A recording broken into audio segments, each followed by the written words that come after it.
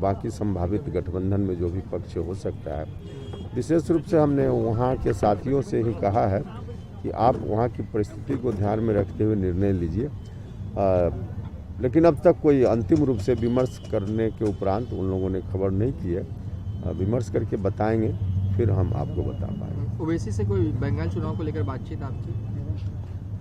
हाँ, निश्चित रूप से हम लोग जब एक गठबंधन में एक स्टेट में है तो बातचीत तो चलती ही रहती है, लेकिन अभी अंतिम रूप से कोई निर्णय हमने बंगाल के संदर्भ में नहीं लिया है। जब अंतिम रूप से निर्णय लेंगे तभी बता पाएंगे।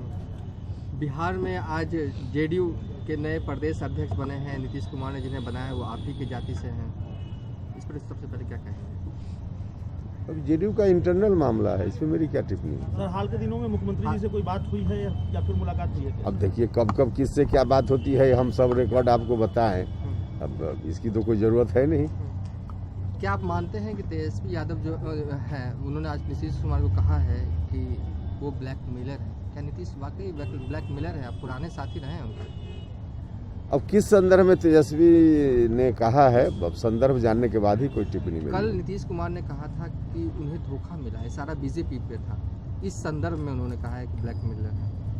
नहीं, हम खुद इसको देखा नहीं है, क्या है डिटेल जब तक हम जानकारी नहीं लेंगे तब तक। सर, क्या बिहार मध्यावधि चुनाव की ओर बढ़ रहा है जैसा तेजस्वी यादव दावा? नहीं, व्यक्तिगत रूप से मुझको तो ऐसा नहीं लगता है कि कोई चुनाव की बात अभी तुरंत होगी, मुझको ऐसा नहीं लगता है। मनीष सहनी वैशाली के आपके पार्टी के सचिव थे, उनकी हत्या हो गई थी और जो आरोप लगा था उन्हें आज नीतीश कुमार की पार्टी का प्रदेश अध्यक्ष बनाया गया है। आप लगातार मुखर होकर इस बात को उठा रहे हैं।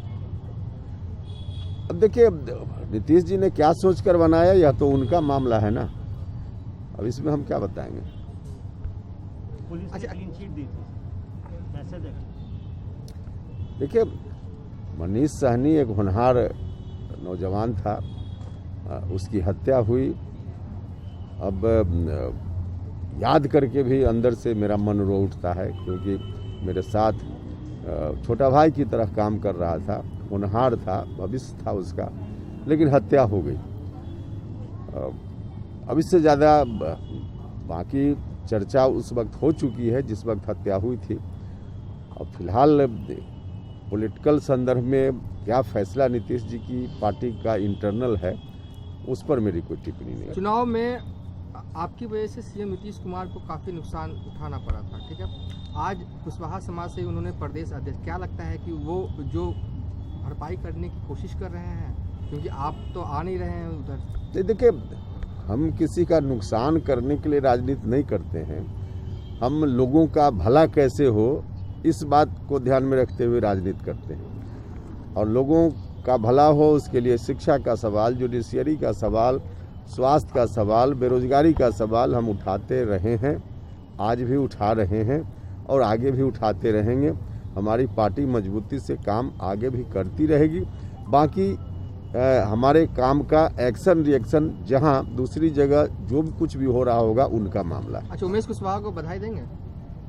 भैया मेरी पार्टी का मामला नहीं है, ये किसी और पार्टी का मामला है और सरकार का भी कोई डिसीजन नहीं है। सरकारी कोई बात हो, जनता से जुड़ी हुई बात होती है, उस पर हम लोग जरूर रिएक्शन देते हैं, लेकिन पार्टी का मामला है तो इसमें मेरी क्या टिप्पणी होगी। बेरोजगार कुशवाहा जी, एक अहम सवाल है, आपका प्रदर्शन चुनाव में बेहतर था, आपके वोट को देखा जाए तो किसी ने इस पर चर्चा नहीं की, बार बार लोजपा की चर्चा हो रही है। क्या अब जब नीतीश कुमार लवकुश समीकरण को जोड़ रहे हैं तो क्या लगता है कुशवाहा ने भी डैमेज किया था? भैया कितना किसके करने से क्या डैमेज हुआ, मुझसे ज़्यादा आकलन आप लोगों ने किया होगा और उसके आधार पे आप खुद ही अर्थ लगा सकते हैं।